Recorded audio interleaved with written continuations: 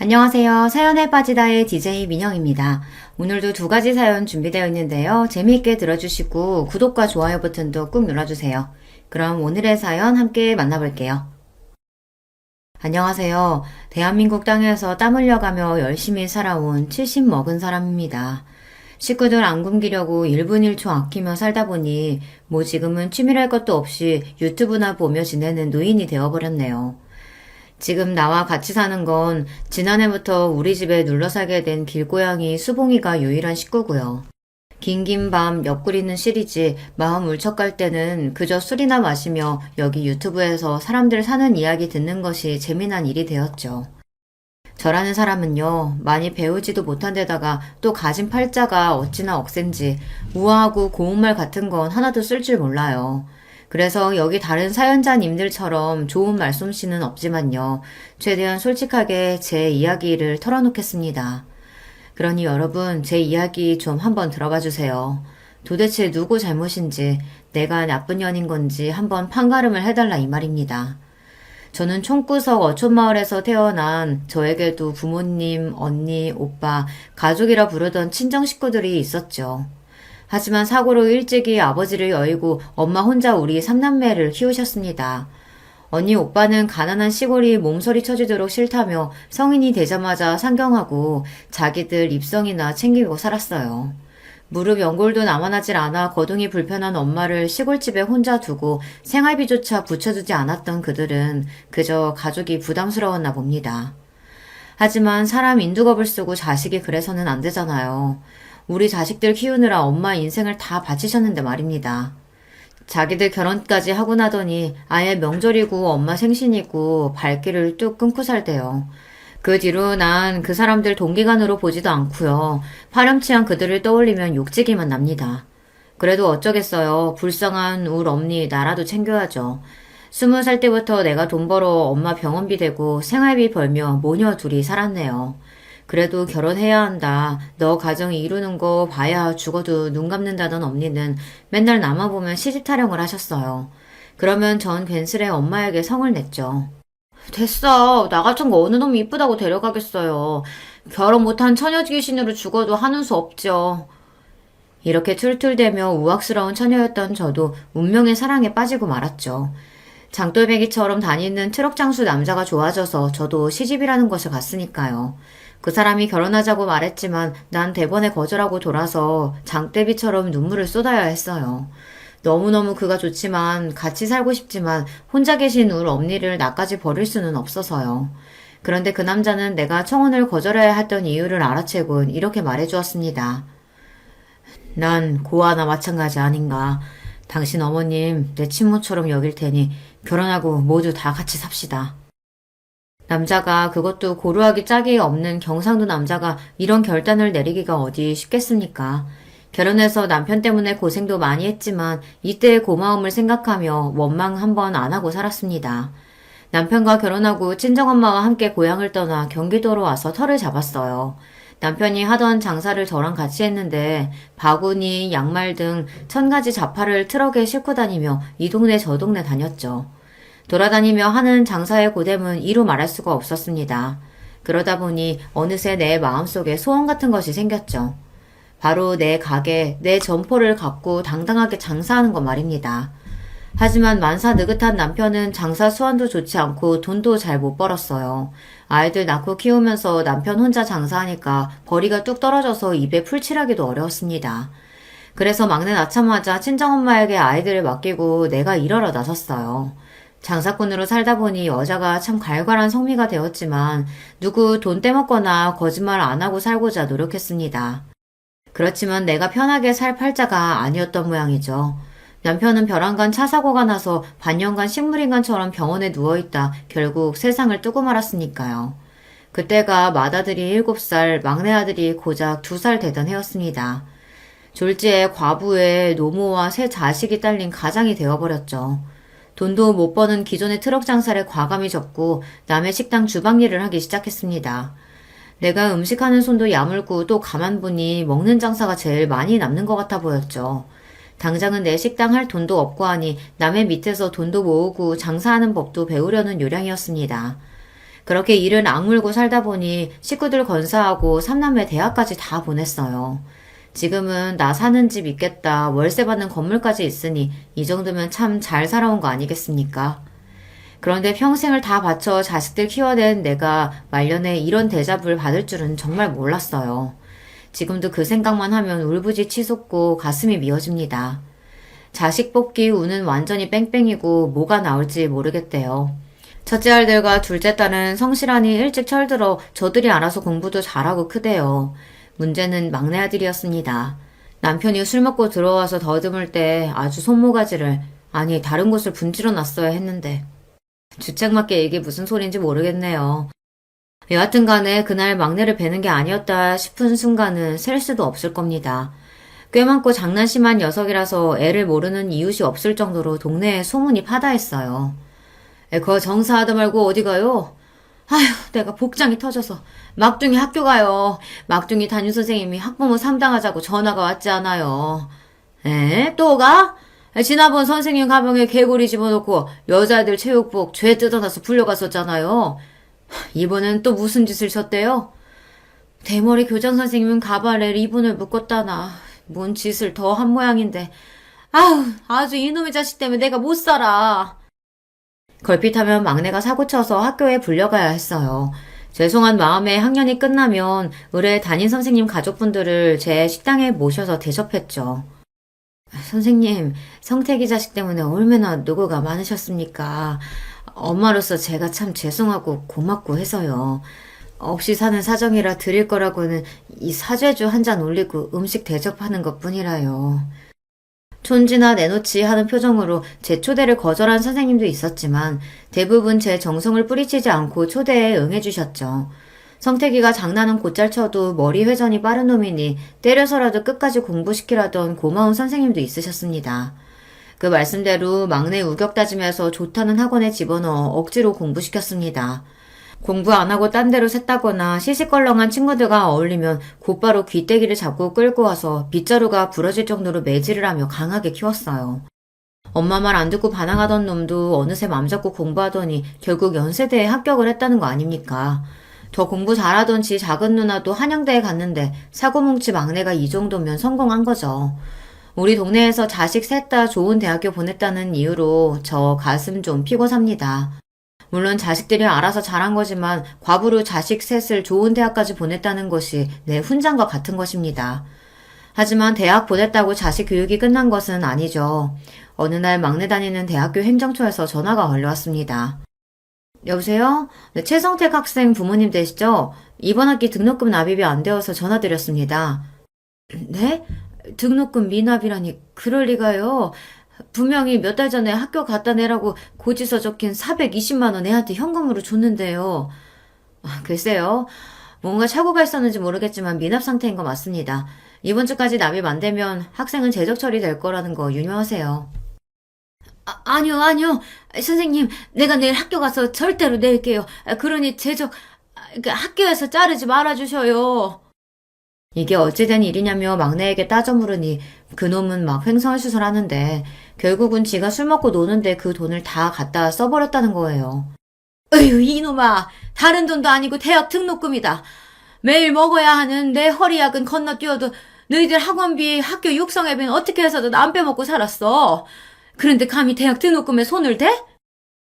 학창시절부터 가게 돈통 슬쩍하고 문제집 산다고 뺑땅 치는 거 혼낸 적이 부지기수였습니다.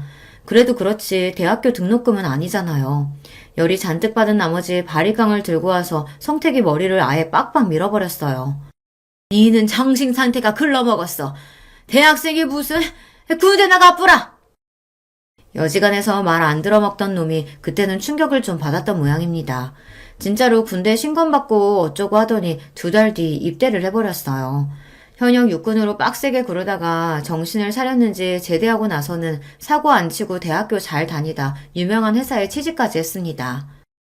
아유, 김사장은 좋겠네. 박사님 첫째, 둘째 딸은 대기업 다니고 게다가 돈 많은 집에 시집까지 갔으니. 그런데 속만 썩이는 막내까지 그렇게 큰 회사에 합격했다고? 그럼 저승에서 신랑 만나면 아주 잘 살다 왔다고 큰소리 뻥뻥 칠 거야. 그러니 지금 죽어도 여한이 없지. 요즘 나 밥 안 먹어도 배가 안 고프다니까. 에이, 그건 오바고. 그 늘어진 뱃살 보면 밥을 영 안 먹지는 않은 것 같은디. 이 사람이 뭐라고? 자식들 모두 제대로 된 인간 만든 것 같아 부모로서 느끼는 뿌듯함이야 이루 말할 수 없을 만큼 컸죠. 비록 큰아들은 외국서 공부하고 귀국한 지 얼마 안 돼요. 아직 미혼이지만 대부분 시집 장가 보내고 나니 이제 진짜 혼자가 되었어요. 같이 살던 친정엄마는 하늘나라에 가신 지 이미 십수년도 되었고 말입니다. 늙은 내 몸 하나만 챙기며 여유있게 사나 했더니 자식 교육은 끝난 게 아니더라고요. 별일 없이 잘 살고 내 용돈까지 붙여주는 첫째, 둘째와 달리 막내는 아직도 내 도움을, 아니 내 돈을 필요로 했어요. 자잘하게 카드값 막아야 한다, 손주에 돌잔치 해야 한다 등등 갖가지 명목으로 수없이 돈을 요구해왔습니다. 결혼할 때 전셋집도 마련해줬는데 5천만 원, 8천만 원 빌려달라 해서 아예 차용증까지 썼다니까요. 아니 큰 회사 다니는 맞벌이가 왜 맨날 돈이 그렇게 부족하냐? 이해가 안 가서 물어보니 내 허락도 없이 며느리는 이미 회사를 간뒀더라고요. 어머님 무서워서 미리 말씀 못 드렸는데요. 아기 낳고 복직하니까 회사 다니기가 너무 힘들어서요. 아휴, 어차피 그만두고 뭐 어쩌겠냐. 그럼 집에서 살림 열심히 하고 서방이랑 자식 실하게 챙겨야 한다. 알겠냐? 그런데요, 엄마 그 봉청동 건물은 한 달 월세가 얼마나 나와요? 갑자기 그거 와 궁금해? 사실 회사 사정이 어려워져서 나도 회사 다니기 여간 힘든 게 아니어서요.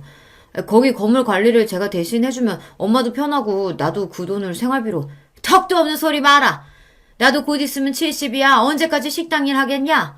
너희 형들처럼 엄마 용돈이니 그런 거 달라고 안 한다. 제발 네 앞가림만이라도 해.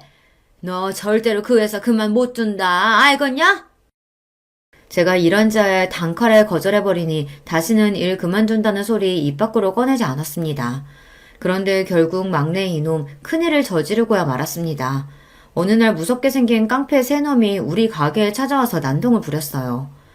최성택이 돈을 빌렸는데 기한이 넘도록 안 갚고 있으니 부모가 대신 책임져야지.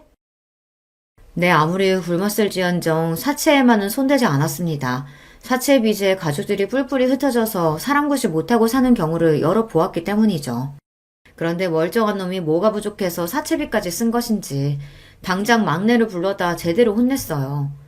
내가 너를 어찌 키웠는데 맨날 너는 이 어미 속을 뒤집는 거냐, 이 화상아. 나는 다급히 그놈 때릴 몽둥이를 찾아다녔습니다. 그 모습에 겁먹은 막내는 도리어 나에게 이렇게 대들었어요. 엄마 그만 좀 하세요. 우리 때문에 요 모양 요 꼴로 사셨다고 시위하시는 거예요? 왜요? 그때 그 한아저씨한테 못 간 것도 자식들 때문이라고 원망하는 거죠. 니 미쳤냐? 30년도 더 지난 얘기를 못하라 꺼내. 쭈구렁 방태기가 다 된 나한테 뭐 그런 연모가 남았다고? 어쩌면 과거에 그때 엄마가 자기를 버릴지도 모른다는 두려움 때문에 막내는 아직까지 그 오래된 일이 선명하게 남아있나 봅니다. 한 사장, 이 나이 먹고 말하기 남사스럽지만 저에게도 애를 놓고 재치하고 싶을 만큼 좋아했던 남자가 하나 있었습니다. 1992년도 한방눈이 펑펑 내리는 날, 그 남자와 얘기 나누던 기억은 보물처럼 가슴에 묵혀두고 가끔 생각만 했었는데 어디 그 이야기나 해볼까요? 고깃집 식당에서 주방 이모로 있을 때인데 한 사장님은 그 옆 정육점 가게 주인이었어요. 한 사장은 몇 년 전 마누라가 도망친 뒤로 딸 하나를 키우고 살았는데 그 애가 우리 둘째 딸과 같은 나이였던가 그랬습니다. 어느 날 식당 가장 바쁜 저녁 시간에 둘째가 홀딱 젖은 생쥐 모습으로 돌아왔어요. 엄마, 제발 우리 다른 동네로 이사 가면 안 돼요? 우리 딸은 내 말 잘 듣고 엇나가는 걸 본 적이 없는 착한 애입니다. 9살 난 애가 엄마 대신에 방 청소도 하고 방에 연탄불 넣으면서도 불평 한 번 안 하는 속 깊은 아이였죠. 그런데 애가 엄마 보러 식당까지 온 데에는 다 그만한 이유가 있었던 것인데 난 마냥 애를 밀어대면서 집에 가라 했습니다. 급기야 둘째는 울음을 터뜨리고 그 모습에 화가 난 식당 사모님이 저한테 소리쳤어요. 아줌마 여기서 쫓겨나고 싶어? 손님들 식사하시는데 왜 애 우는 소리 나게 해? 재수없게. 빨리 애 보내고 주방 들어가요. 황급히 가게 뒤편으로 둘째를 데리고 가서 애 등짝을 철썩철썩 때렸습니다. 엄마 더 곤란해지기 전에 후딱 집에 가지 못하느냐면서요. 엄마, 내 말 한 번만 들어주세요. 우리 반 남자애들이 내 옷에서 냄새 난다고, 빨래 대신해준다고, 화장실 내걸레 빤 물을 나한테 끼얹어 버렸다고. 우리 이사가, 나 전학 갈래. 세상에, 어느 쏘글놈의 자식들이 내 딸내미한테 그런 짓을. 서러워서 꺽꺽 우는 딸의 모습을 보니 속에서 천불이 나고 네 신세도 엄마 신세 따라가는구나 싶어 울컥한 나머지 딸을 껴안고 나도 같이 울었습니다. 그렇게 딸을 보내고 가게에서 사장님 사모님한테 자리 비웠다고 혼났는데 한이 서리더라고요. 가게 뒷정리를 혼자 다 하고 가게 문 셔터 닫고 의차 일어섰습니다. 그때 눈송이가 하늘에서 나풀나풀 내려오대요. 눈이 참 더럽게 이쁘네. 거지 같은 하루 보낸 내 속은 썩어 문드러질 것 같은데. 저기요, 일 끝났으면 와서 쌍화탕 한 잔 마시고 가요. 일하러 가게 오다니며 그와 마주치면 가볍게 인사나 하던 대면대면한 사이였습니다. 말 한 번 섞은 적은 없지만 그 사람 목소리나 그림자만 봐도 알아채는 내가 이상했습니다. 동네에서 내가 과부인 걸 다 아는데 외간 남자랑 말 섞고 눈빛 나누다가 이웃들 입방아에 오르면 어쩔까 싶어 조심해야죠. 내가 왜 거기서 차를 마십니까? 집에서 애들이 기다리니 얼른 가야 돼요. 그 집딸이랑 우리 집 딸내미랑 같은 반인 건 몰랐어요? 애들 얘기할 게 있으니 잠깐 와봐요. 지금 시장 사람들 다 문 닫고 갔으니까. 남들 볼까 두려운 내 마음을 그에게 들킨 것 같다 놀랐지만 애들 얘기라고 하니까 못 이기는 척 들어가서 한 사장이 내미는 의자에 앉아 그가 준 종이컵을 받아들었습니다. 눈 오는 추운 겨울밤 쌍화차 하나가 뿜어내는 온기가 싫지 않더군요. 아니 너무 따뜻하고 좋아서 종이컵을 두 손 모아 꼭 감쌌습니다. 딸 이름이 혜연이 맞죠? 전학 온 뒤로 짓궂은 놈 몇몇이 괴롭히고 있었답니다. 우리 딸이 그 아이 뒷자리라 자주 봤는데 학부모회 하는 엄마 믿고 까부는 놈들이라 담임 선생님도 못 본 척해서 혜연이가 많이 힘들어했대요. 안 그래도 내일 날 박는 대로 학교 가서 그 자식들 확 죽이 삘라고 했어요. 그놈들 이름이 뭐랍니까? 그때 정육점 가게에 있던 라디오에서 심수봉의 노래가 흘러나왔습니다. 그대 내 곁에 선 순간 그 눈빛이 너무 좋아. 순간 이상한 경험을 했어요. 흐르던 시간이 멈추고 내리던 눈도 멈추고 난로 곁에 앉은 그 사람과 나 둘만 세상에 존재하는 것 같은 느낌. 더 이상 말을 하지 않았지만 우린 느낄 수 있었습니다. 당신과 나 서로 좋아하고 있군요. 노을처럼 붉게 달아오른 얼굴을 보이기 싫어서 냅다 거기서 뛰어나왔습니다. 그날 이후 식당 일 마치고 나오는 시간이면 한 사장이 나를 집까지 바래다 주었습니다. 서로 별말은 안 했지만 원래부터 그런 사이였던 듯이 마치 그래도 된다는 듯이 말이죠. 같이 포장마차 우동을 먹고 걸어가며 이야기하는 것뿐 별다른 짓도 안 했어요. 하지만 소문은 살에 살을 더해져 회개망측해져 버렸습니다. 엄마, 진짜야? 식당 사장님이 엄마 갖고 재혼할 거라 했어요. 정육점 아저씨랑 살려는 거지. 나 싫단 말이야. 우리 아빠는 한 분이야. 엄마 결혼하지 마. 다른 두 아이까지 합세해서 애들은 제가 결혼할 거라는 소문을 들었는데 진짜냐고 물었습니다. 아무리 내 새끼들이라지만 그 순간 어느 동네 사람들이 묻는 것보다 나에겐 더 무서웠어요. 내가 뭐 잘못한 것도 없는데 괜히 나쁜 짓 하다 잡힌 범죄자가 나고 애들은 형사 같았습니다. 그렇지만 난 결정을 해야 했어요. 어정쩡하게 한 사장과 이렇게 연애하다가는 시장에서 내 꼴만 우스워지고 애들 앞에 떳떳한 엄마로 있을 수 없으니까요. 어쩐 일로 자네가 날 먼저 만나자 했어? 기분 참 괜찮네. 여기 김치우동이 기가 막히다. 아줌마, 여기 김치우동이랑 소주 한 병이요. 당신 덕에 가슴 떨리고 행복했죠. 그치만 우린 여기까지여요.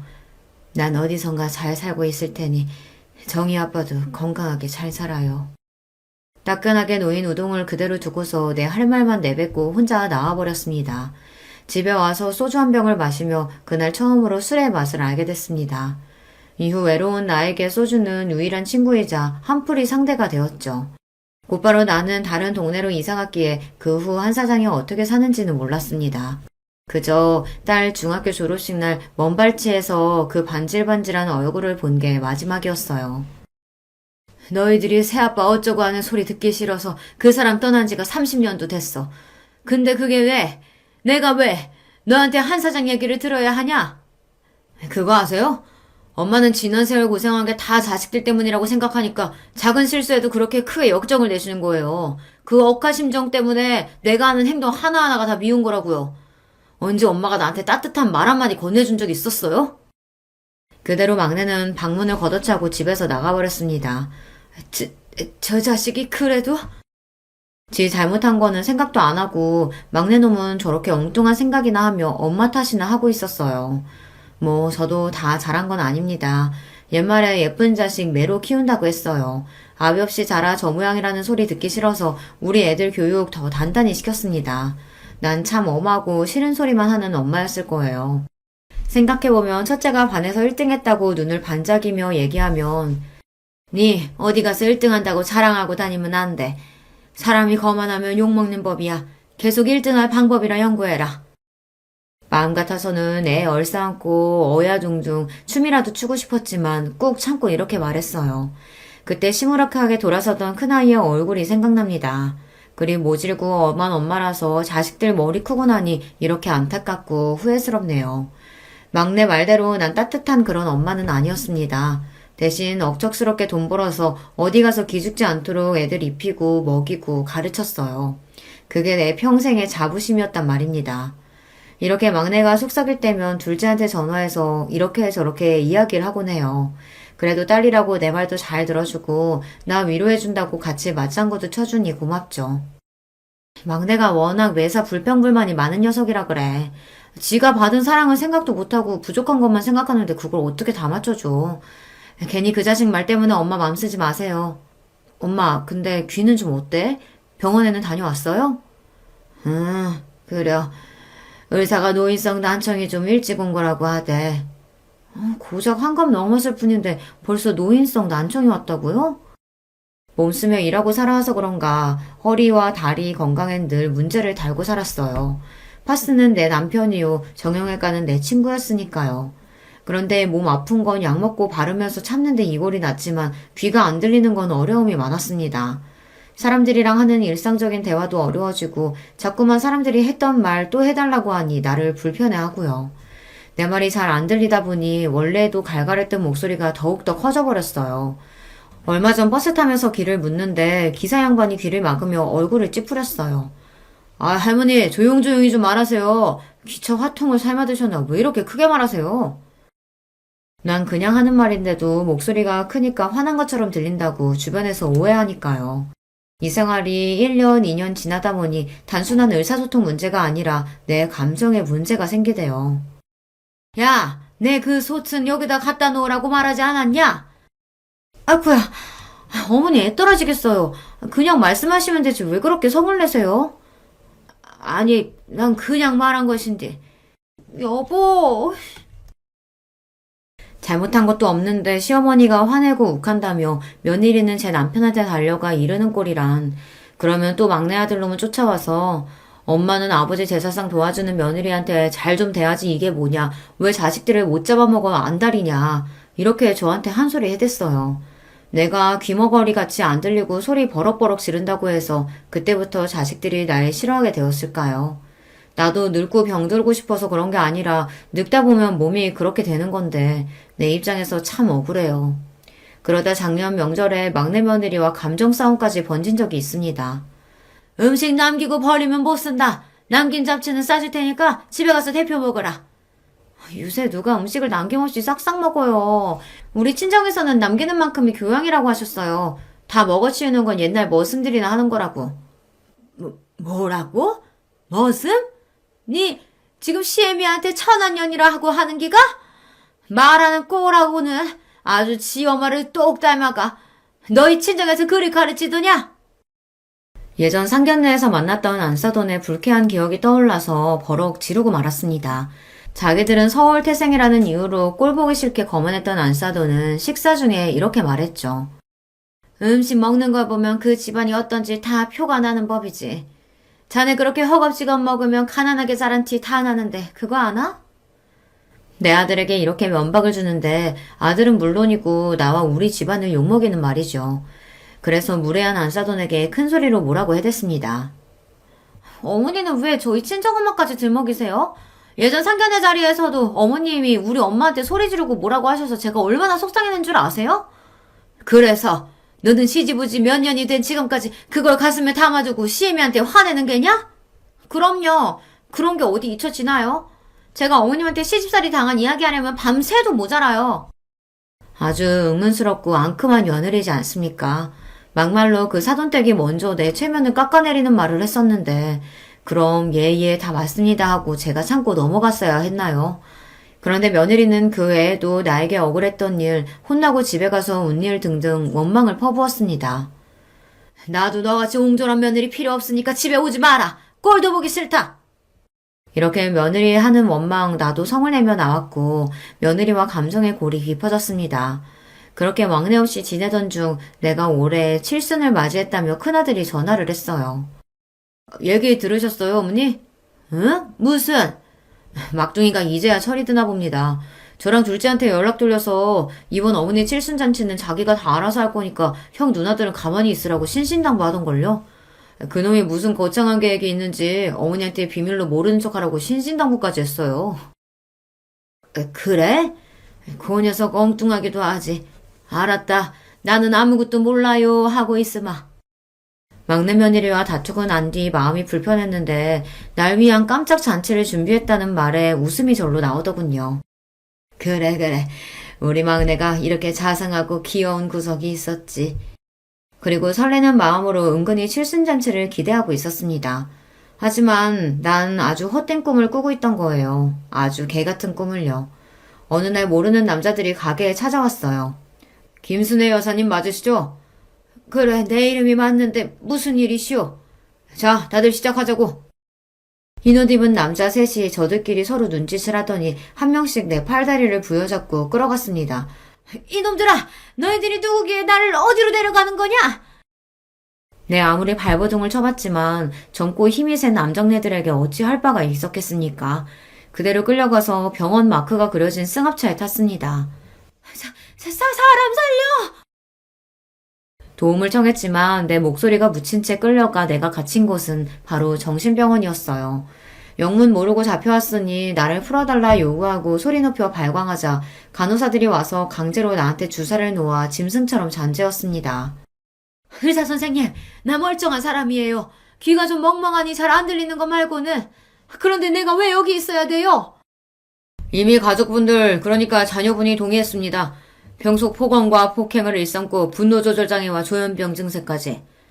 말도 안 돼. 내가 무슨 정신병이 있다고. 자식놈들에게 화가 나서 악을 쓰고 다리로 땅을 쾅쾅 찍자 의사는 태연하게 배를 눌렀습니다. 그러면 밖에 있던 남자 간호사들이 들어와서 나를 번쩍 안아들고 병실에 패대기 쳤습니다. 아, 나는 이대로 정신병자처럼 이곳에 갇혀서 생을 마감하게 되는 것일까. 지옥 같은 정신병원 생활보다 힘들었던 건 자식으로 인해 이런 일을 당했다는 것이죠.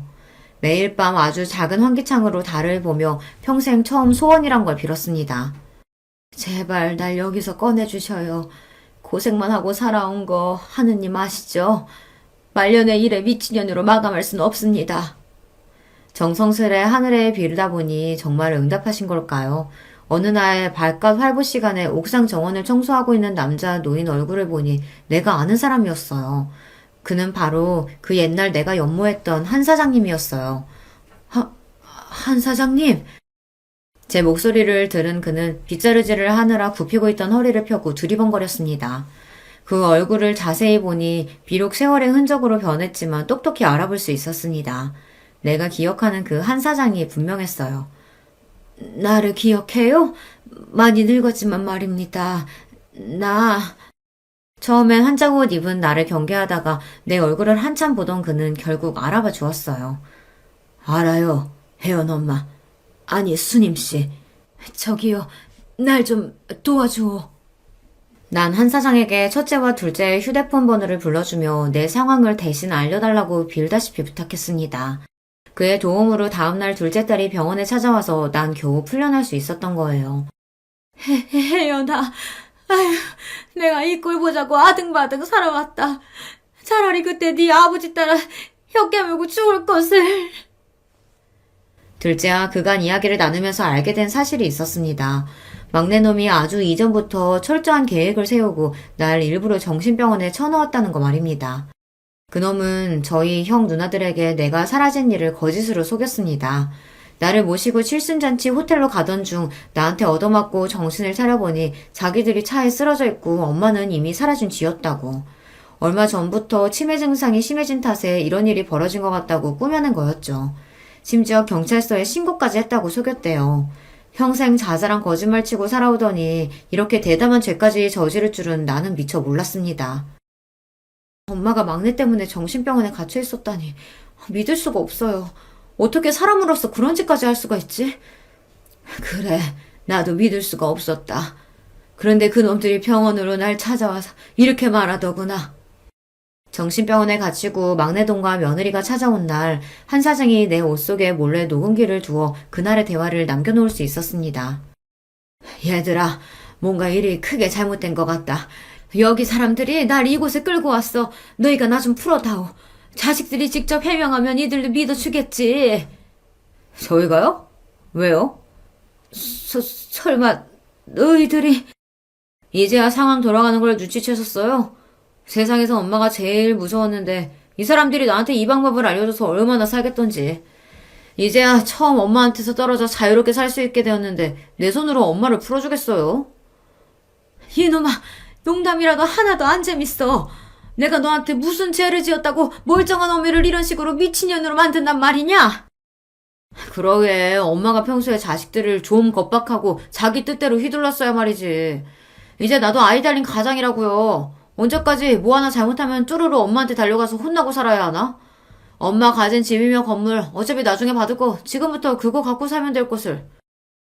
어머니, 저희도 이러는 거 괴로워요.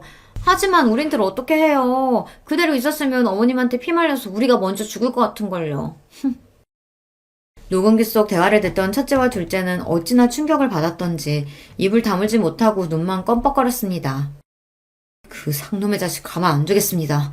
어머니, 어떻게 하면 좋겠습니까? 막내놈을 어떻게 벌줘야 할지에 대해 두 아이와 의논을 했죠. 자식을 위해서라면 눈 하나 달래도 줄 수 있었던 어미지만 난 아들, 딸의 조언대로 변호사를 찾았습니다. 변호사님, 자식 같지도 않은 막내 호적에서 파주쇼.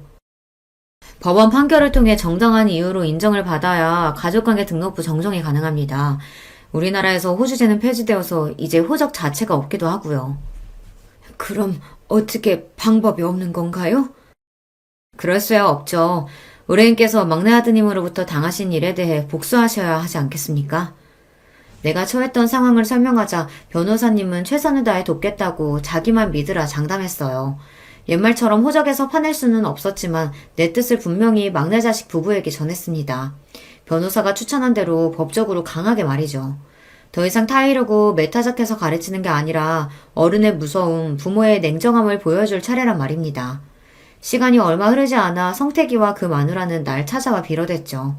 하지만 아직도 정신을 못 차렸는지 사죄부터 하지 않고 저들이 처한 상황부터 해결해달라고 하는 꼴이란. 세상에 이런 법이 어디 있습니까? 엄마가 빚쟁이도 아니고 제 쥐꼬리만한 월급을 완료하며 그렇게 가져가시면 우리 식구들은 어떻게 살라고요? 엄마 그렇게 매정한 분이셨어요? 우리 최씨 집안에서 당신은 내 자식이 아니요. 나한테 빌려간 돈 안 갚으면 압류해서라도 받아야지. 안 그러니 얘들아? 당연하죠. 성택이 너 사람이 그러면 안 된다. 어? 저희 도와주실 거 아니면 고모는 좀 빠져주시죠. 어머님, 우리는 어머님이 진짜 치매가 세게 온 줄 알고 7차 병원에 갔던 거지 다른 뜻은 없었어요. 그러니까 제발 노여움 푸시고. 참나. 이봐요 재수씨. 우리한테 와서 뭐라고 했죠? 엄마 실종 신고하고 안 들어오면 엄마가 소유했던 집이며 건물 다 당신들이 관리하겠다고 우리 설득하려고 들었지. 결국은 엄마 재산 노리고 정신병원에 감금해놓고 어디 뻔뻔하게 얼굴을 들고 다니는지 원. 뭐? 형! 말이면 단 줄 알아? 형이나 누나도 우리랑 다 같은 흑심 품었었잖아. 겉으로는 착한 척, 엄마 걱정하는 척 하면서 실은 속으로 엄마가 실종되고 사망 처리되길 바랬던 거 아니야? 형도 엄마 유산 바랬던 거 아니냐고. 막내놈이 형에게 대들자 아예 두 아들놈은 멱살잡이하는 상황까지 오고야 말았습니다. 그 광경을 보니 내 속에서 불이 나더라고요. 나도 모르게 막내 놈의 뺨을 후려쳐버렸습니다. 어디 내 장남 멱살을 잡아? 아저씨가 뭔데? 당장 내 집에서 나가라. 분명히 말하지만 너희는 내 자식 아니니까 이 집에 찾아오지도 말고 내 돈이나 얼른 갚아. 안 갚으면 계속 그렇게 월급 차압 당할 거라는 것만 똑똑히 알고. 변호사의 조언대로 채권 강제 집행인가 하는 법원 명령을 받아 아들의 월급 380만 원 중 절반을 차압했으니 저들이 먹고 살기 힘들기도 하겠죠. 하지만 불효막심한 막내에 대한 단죄는 이것이 끝이 아니었습니다. 두 남매가 나를 위해 진짜 칠순잔치를 준비해서 서울 강남의 유명한 호텔에서 흥겨운 시간을 보내고 있었죠. 당연히 막내는 그 자리에 초청하지 않았고요. 그런데 둘째 손주들의 귀여운 축하 노래 중 어찌 알고 왔는지 막내 아들과 며느리가 그 잔치에 들어왔어요. 설마 미운 내가 보고 싶어서 칠순잔치까지 왔겠습니까? 뭐 월급 압류 풀어달라 사정할 목적이었겠죠. 내 자식이지만 이젠 나도 그 시꺼먼 속내에 속아 넘어가지 않습니다. 이 자리에 있어서는 안 될 사람들이 왔네. 첫째야 둘째야 쟤네 끌어내라. 저도 자식이에요. 하나뿐인 어머니 칠순잔치에 아들인 제가 빠져도 되겠습니까? 아, 그러세요? 어쩌나? 사실 나는 자식이 둘뿐이었어요. 거기 자네들은 내 모르는 사람이니 이 좋은 잔치에서 나가주실랍니까? 정말 왜 이렇게까지 하시는 거예요, 엄마? 차라리 원래 엄마 성미대로 매타작하고 차라리 욕을 날리세요. 안 어울리게 서울말 쓰며 자식인 우리한테 존대하시냐고요. 진짜 소름 끼치게. 나는요. 나랑 하등 상관없는 남한테는 그래도 예의 지키고 사는 년입니다. 그쪽이랑은 완전히 남이니까 이러죠. 뭐 이렇게 내 잔치에 온 김에 거기 차린 뷔페나 먹고 가요. 옛날에도 좋은 잔칫날 동네 버렁쟁이들까지 다 먹였으니까. 나는 더 꼴도 보기 쉽지 않다는 듯 잔치 내내 막내를 투명인간처럼 대했습니다. 보다 못한 둘째 딸이 날 타이르더군요. 엄마, 이제 그만 성택이네요. 용서해주세요. 얘기 들어보니까 얘네들 그동안 고생도 많이 하고 진짜 반성 많이 했대요. 딸의 얘기에 나는 가자미 눈으로 쏘아보며 호통을 쳤습니다. 내 허락도 없이 오늘 잔치한다는 것도 네가 저놈들한테 알려준 게냐? 너 역시 엄마 무시하고 네 멋대로 굴다가 막내 꼴 되고 싶으냐? 내 불효령에 둘째 딸과 사이는 절대 그런 일은 없다며 나에게 빌고 잘못했다고 했습니다. 마지막 순서로 오신 손님들에게 감사 인사를 드리려던 찰나였죠. 그런데 나는 들고 있던 마이크에 대고 예정에도 없던 이야기를 하기 시작했어요. 보잘것없는 이 늙은이의 칠순잔치를 두 자식이 합심해서 열어준 것에 고맙구나. 또 바쁘신데도 불구하고 여기까지 와주신 손님들께 뭐라 감사의 말씀을 드려야 할지 모르겠습니다. 아까 중간에 한번 소란을 피웠죠. 내 치부이고 내 허물이지만 난 감추는 법을 모르는 사람이니 여기 계신 모두에게 얘기 드리죠. 저 막내 아들인 놈이 이 애미한테 무슨 짓을 했냐면요. 그 자리에서 그놈들이 벌였던 천인공노할 짓을 한 푼도 더하거나 빼지 않고 온전히 사실 그대로 밝혔습니다. 순식간에 웅성거리며 막내 아들과 며느리에게 수십 수백 개의 눈이 향했고 비난과 욕설이 나오기 시작했죠.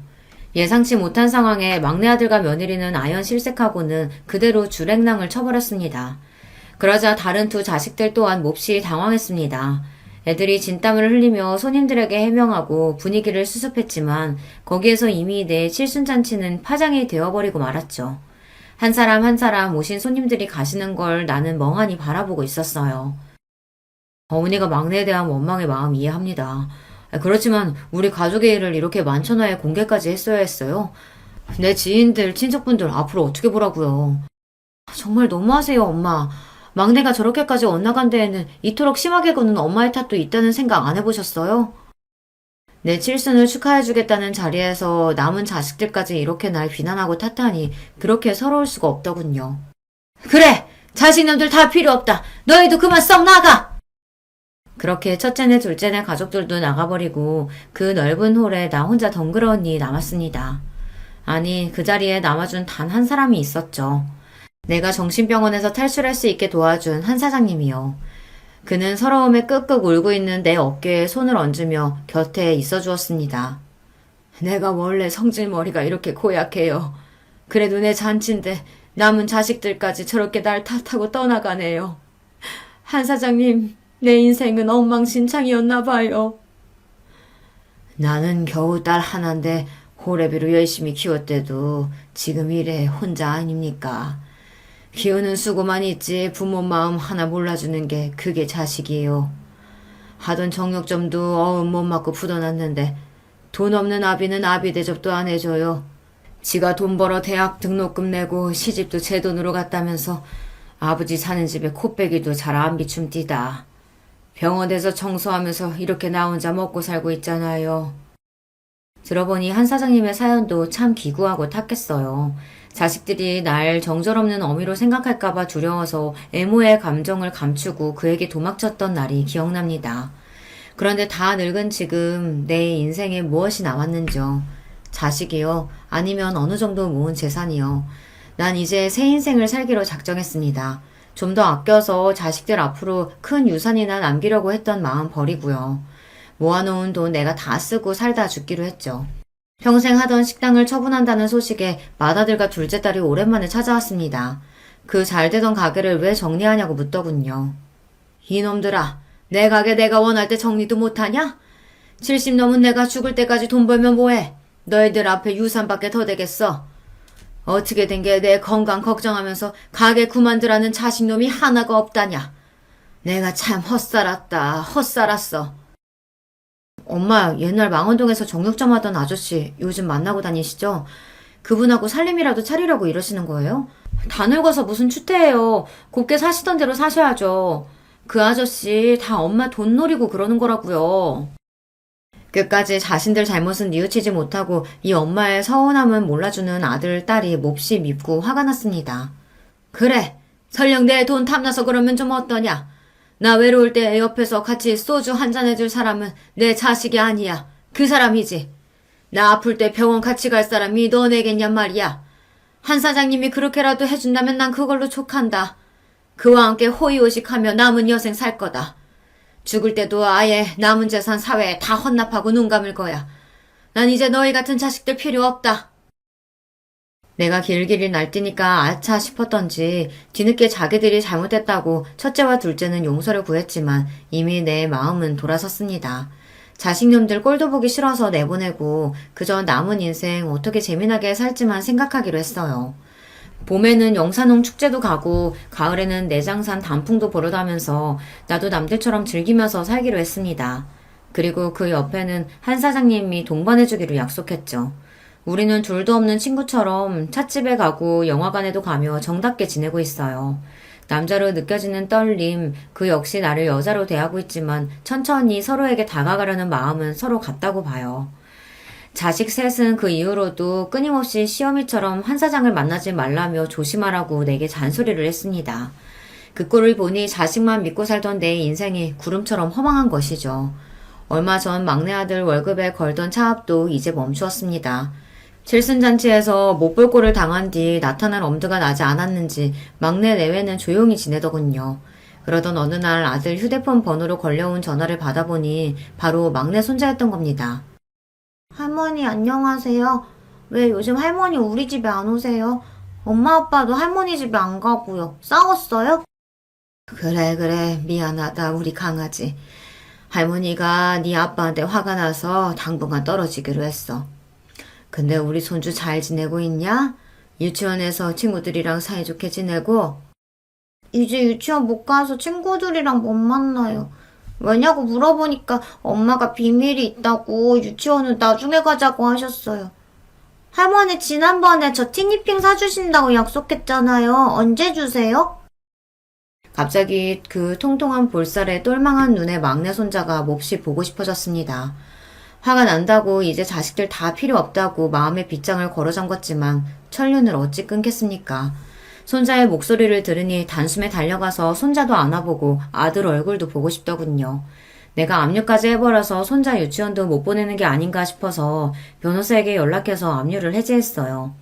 그 일이 있고 난 얼마 뒤 주말 낮에 막내 아들이 집에 찾아왔습니다. 우리 막내 손자도 데리고 말이죠. 아이고 우리 강아지 할머니 보러 왔어? 나도 모르게 신발도 안 신고 뛰쳐나가서 손주를 얼싸안고 집으로 들어왔습니다. 정신병원 사건 이후 처음 아들에게도 엄마처럼 대했고요. 손자와 한참 이야기를 나누고 있는데 아들은 무릎을 계속 꿇고 똥 마려운 강아지처럼 불편하게 있었습니다. 됐다. 왜 그렇게 불편하게 앉아있노? 편히 있어라. 막내 아들은 갑자기 얼굴을 바닥에 묻고 엉엉 그야말로 대성통곡을 했습니다. 이 어미가 그리 서럽게 있냐? 석고대제까지 안 해도 된다. 얼마 전에 월급 압류 풀어주셨더라고요. 감사합니다. 제가 정말 아주 못난 놈이었죠. 형 누나처럼 효자의 반듯한 놈은 못됐어도 그렇게 막 나가는 불효까지 해서는 안 됐는데 절 용서해 주세요. 이제라도 알았다면 앞으로 네가 어쩌는지 내 눈 부릅뜨고 지켜본다. 그러고 네 형 누나도 뭐 그리 효자 아니다. 아니 못나게 굴어서 그놈들도 지금 자식처럼 안 보고 있지. 너나 그것들이나 크게 진배 없다. 손자가 그리 갖고 싶었던 장난감도 사주고 아들이 좋아하는 갈비찜 밖에서 사 먹이고 돌아왔습니다. 가만히 내 속이 어떤가 들여다보니 막내 아들에게 맺혀있던 한해 응어리가 많이 풀어져 있더군요. 이게 어미고 끊지 못하는 천륜인가 싶습니다. 하지만 그렇대도 아직 막내가 저지른 죄를 완전히 용서한 건 아닙니다. 이놈이 진심으로 뉘우치는 것인지 아니면 그런 척 어미를 속이고 정신 못 차리고 있는 것인지는 좀 더 지켜봐야죠. 전처럼 자식들 필요한 거 다 해다 바치고 모든 애들 입장에서 생각하던 것은 이제 나 안 할랍니다. 예전 같으면 자식들 무서워서 남자친구는커녕 친구도 잘 못 만났는데 지금은 자식들이 뭐라든 한 사장님하고 가깝게 지내니까요. 이쯤에서 구독자 여러분께 묻고 싶네요. 여러분이 저처럼 정신병원에 가둔 자식이 있다면 그놈을 용서하고 전처럼 받아들이실 수 있으신지요? 그래도 자식이라고 품어주려는지요? 자식들이 엄마가 변했다고 노망이냐며 서운하다고 나오는데 제가 뭐 그리 잘못한 것입니까? 나도 헷갈리고 마음의 갈피가 안 잡힙니다. 어떤 날은 그래도 내가 어미고 우덜인데 허물 다 덮고 자식들 봐줘야지 싶다가도 서운함이 가시질 않아요. 그래서 감히 여러분께 여쭙고 싶어요. 첫째와 둘째 그리고 이 막내놈을 용서하는 게 맞습니까? 아니면 저들이 뭐라곤 유산이고 뭐고 남기지 않고 제 마음대로 다 쓰다가는 게 맞나요? 여러분께서 댓글로 저한테 조언을 좀 해주세요. 도대체 내가 뭘 잘못해서 자식들이 이렇게 되어버린 건지, 만약 100% 자식놈들 자식이라 이렇게 된 거면 내가 뭘 어째야 좋을지 말입니다. 여러분께 내 자식들 못난 점까지 드러내며 이렇게 간곡히 고민 상담을 부탁드리니 송구하네요. 하지만 불쌍한 노인네 도와준다는 마음으로 지나치지 마시고 이야기 좀 보태주셔요. 그럼 전 여러분만 믿고 이제 글의 문을 닫을게요. 제 사연 들어주셔서 참으로 감사합니다. 안녕하세요. 저는 얼마 전에 할머니가 된 기쁨을 누린 사람입니다. 살다 보니 이런 날도 기어이 오더라고요. 제가 유튜브에서 가장 좋아하는 채널에 제 지난 이야기를 사연으로 한번 보내어 봅니다. 아직 인생을 통달했다고 말하기에는 너무 부끄럽긴 하지만 그래도 할머니까지 된 입장으로서 인생이란 뭔가를 얘기해 보자면 저는 내 이야기 하나 제대로 들어줄 사람 만나기가 생각보다 쉽지 않은 것. 이게 바로 인생이라고 생각해요. 저는 워낙 타고나기를 활기차고 왈가닥인 소녀였어요. 가진 것에 비해서 늘 꿈이 비대하기도 했었답니다. 속으로 늘 오빠보다 제가 낫다고 여기면서 친정 부모님이 뭐라고 하시든 콧대가 쉬이 꺾이지 않는 딸이기도 하였고요. 그런 나날을 보내던 중 제가 중학교 시절에 동생이 태어났습니다. 집안의 막내였고 늦둥이였죠. 제 여동생 새별이가 태어나는 바람에 저는 고등학교에 진학을 못하게 되었습니다. 동생의 탄생과 고등학교 진학 무산이 대관절 무슨 상관이냐고요?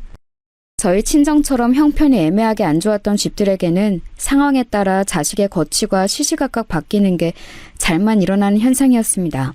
갑자기 아기를 키워야 되는 집이 되었으니까 제가 고등학교로 가는 게 비효율적이라고 친정 부모님은 판단하셨던 것이었죠. 내가 고등학교 가는 것을 얼마나 손꼽아 기다렸는데 청소한 여고생이 되어보고 싶었건만 그 꿈이 이렇게 무산되는구나.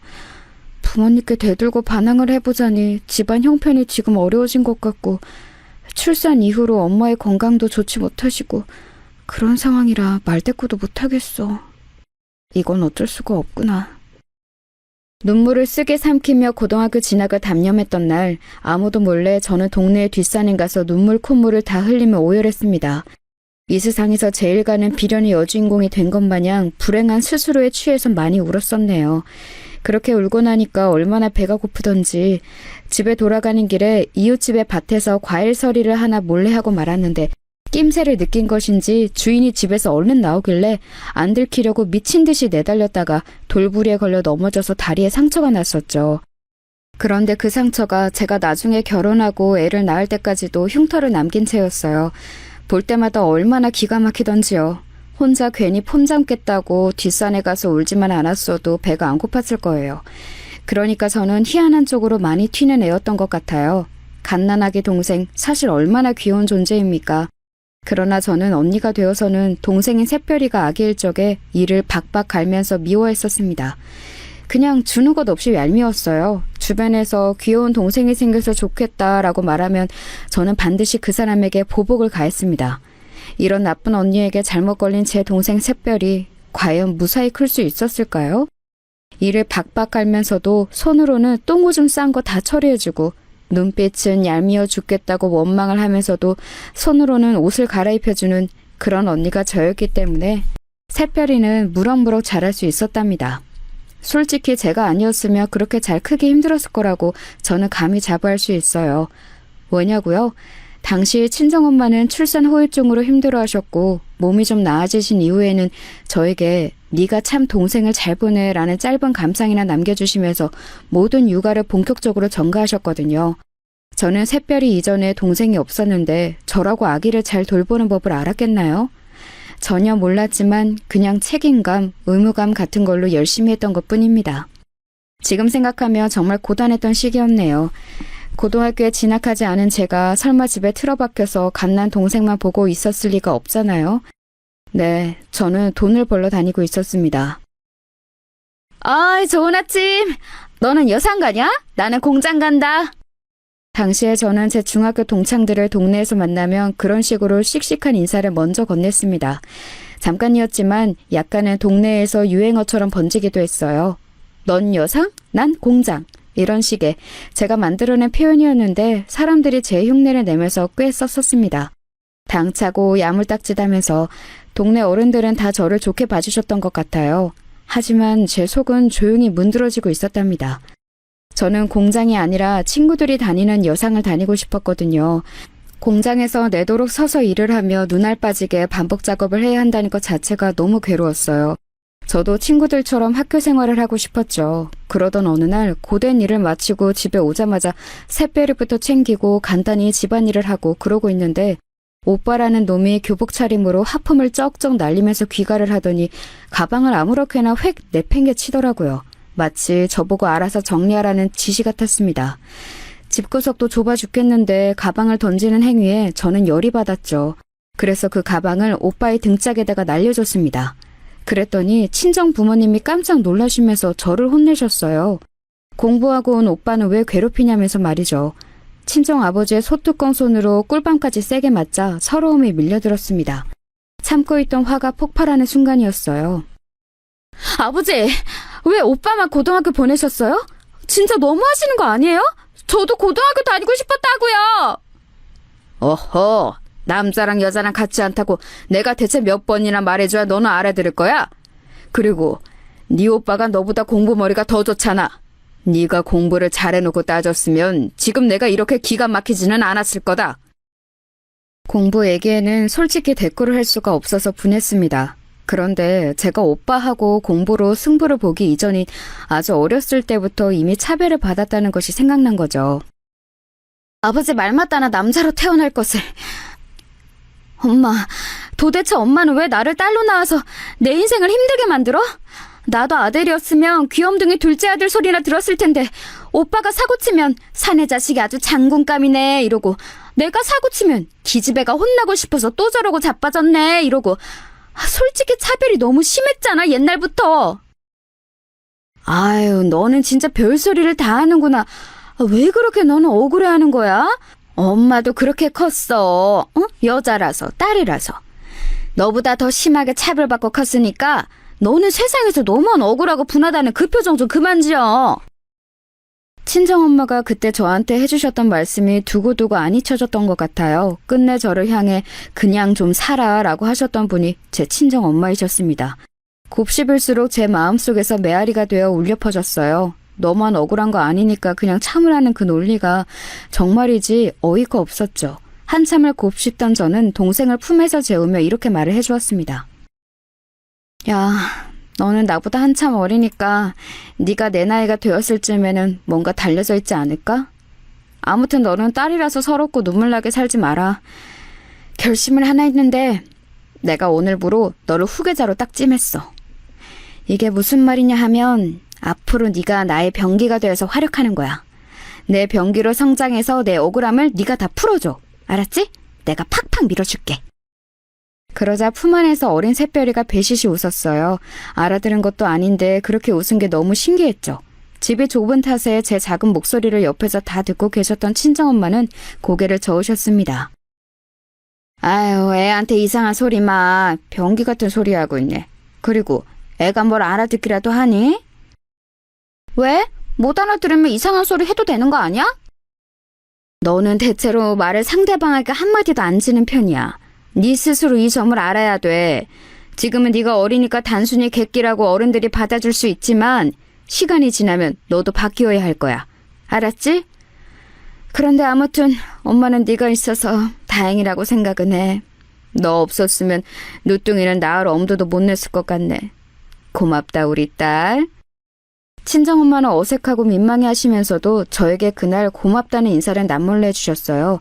새별이의 존재 때문에 여러모로 제 상황이 꼬여버렸는데 동생이니까 소중하기는 하고 친정엄마에게 고맙다는 인사도 처음으로 들어보고 이런 상황이니 저에게 새별이는 애증의 존재로 자리 잡았던 것 같습니다. 좋으면서도 미우면서도 귀찮으면서도 아주 그냥 복잡 미묘했죠. 그런데 제가 성인이 되고 나니까 애증이라는 감정도 자연스레 옅어지더라고요. 제가 더 이상 10대 소녀가 아니기 때문인 듯 싶었었네요. 공장일을 전전하던 저는 지인의 소개를 통해서 첫 사무직으로 드디어 입성을 이뤄냈었는데요. 저에게 참 잘해주던 30대 초반의 남자 상사가 있었어요. 어리다고 중졸이라고 단순 업무직이라고 저를 무시하는 남자들 틈바구니에서 그분의 존재감은 남달랐습니다. 속으로 많이 동경하고 있었죠.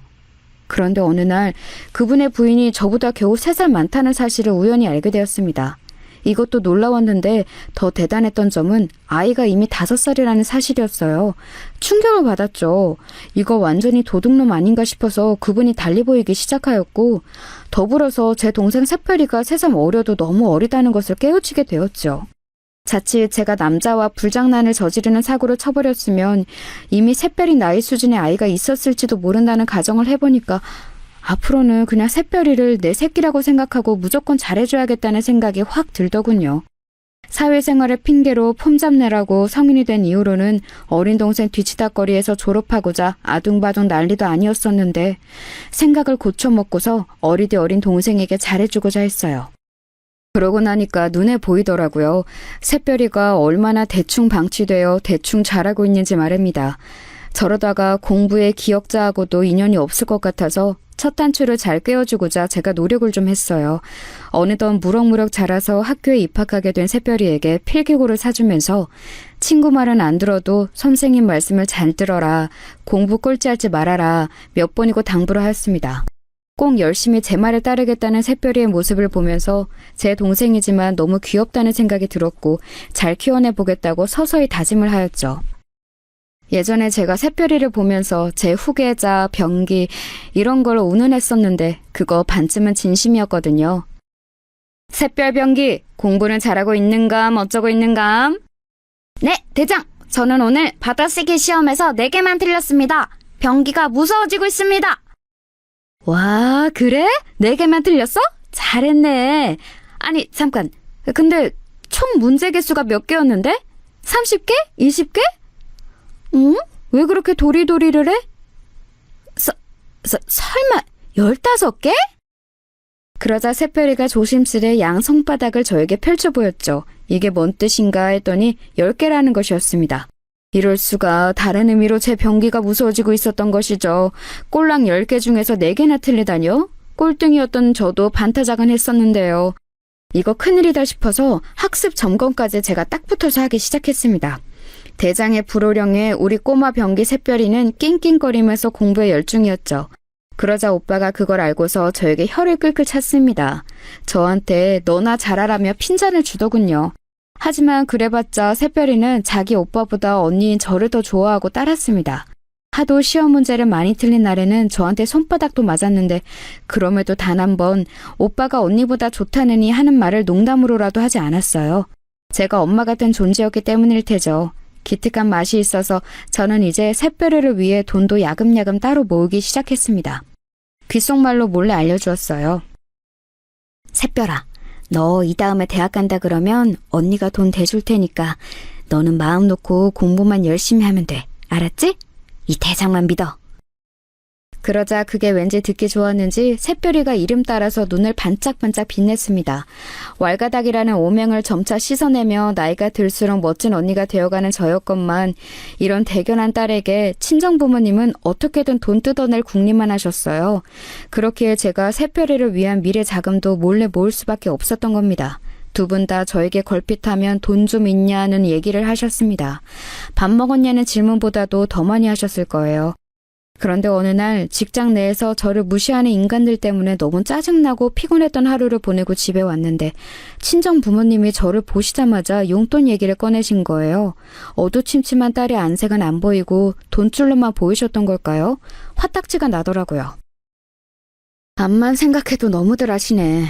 어렸을 때부터 그렇게 차별하고 부려먹고 돈까지 일찍 벌게 하더니 이제는 용돈이다 뭐다 하는 각종 명목으로 다 뜯어가시려고? 두 분 다 작작하세요. 너 부모 앞에서 말하는 꼬라지가 그게 뭐야? 너는 당초 언제나 철이 들래?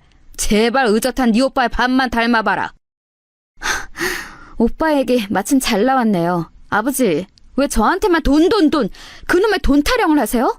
오빠는 이제 막 직장 잡았다지만 그래도 벌이가 저보다 낫잖아요. 돈은 오빠한테 달라고 하셔야죠. 어허, 장남은 장가를 가야 하니까 안 돼. 돈을 한 푼이라도 더 모아야 하는 네 오빠하고 너하고는 다르지. 네? 그럼 저는 돈을 안 모아도 되나요? 저는 시집 안 가요? 제가 노처녀로 늙어 죽기를 바라시는 거예요? 두 분 뒷바라지만 실컷 하다가? 남자하고 여자가 어떻게 같아? 남자는 장가들 때 다 책임져야 하지만 여자는 그렇게 안 해도 된다. 출가 외인이라서 크게 상관없어. 아버지, 그럼 뭐예요? 저는 결혼할 때 드는 비용을 다 부담할 남자를 낚아채라는 그런 말씀이세요? 그럴 거면 예쁘게라도 낳아주시든가요. 두 분을 너무 닮아서 제가 외모가 별로 대단하지 않잖아요. 예쁘게 못 낳으실 거면 웃기게라도 낳아주셨어야죠. 그랬다면 제가 방송국에 문턱이라도 넘었을 텐데요. 그래서 지금 부모 탓이라는 거야? 너 이거 불효야, 불효! 부모가 자식 취급하는 게 너무하니까 자식도 불효이든 뭐든 할 수밖에 없죠. 금 나와라 뚝딱, 은 나와라 뚝딱 하는 방망이도 아니고 왜 저를 자꾸만 돈 나오는 방망이 취급하세요? 왜 저를 멋대로 휘두를 수 있는 방망이로 보시는 건데요? 그 방망이 잘못 회전해서 두 분을 칠 수도 있어요. 한순간에 감정이 확상해서 파국으로 치달을 수 있는 게 가족이죠. 저는 그날 폭발해서 막말을 쏟고 말았고 친정아버지가 열받아서 날리신 귀싸대기를 얻어맞았습니다. 맞고 나니까 진짜 서럽더라고요. 그래서 저는 절대로 제 자식들을 손으로는 직접 안 때리고 키웠네요. 옆에서 지켜보시던 친정엄마가 나셔셨고 이때가 점점 친정엄마의 건강이 살짝 안 좋아지고 계셨던 시기였기에 친정아버지는 화를 더 못 내시고 씩씩거리기만 하셨습니다. 찜찜하게 일단락된 상황을 뒤로하고 돌아서는데 제가 당황하고 말았죠. 새별이하고 눈이 딱 마주친 거예요. 모든 상황을 어린 동생에게 다 보이고 말았다고 생각하니까 너무 창피해서 죽고만 싶었네요. 새별이의 난처한 눈빛을 보기 민망해서 집을 나갔다가 앞에서 담배를 피우고 있던 오빠를 마주쳤습니다. 근데 오빠가 저를 비웃었어요. 하, 꼴 좋다. 내가 너 왠지 아버지한테 한 대 맞을 것 같더라. 내 예상대로 되네. 야, 네가 이런 집에서 벗어나고 싶거든. 시집을 잘 가면 돼. 그러면 지난날이야 어쨌든 간에 네가 이기는 거야.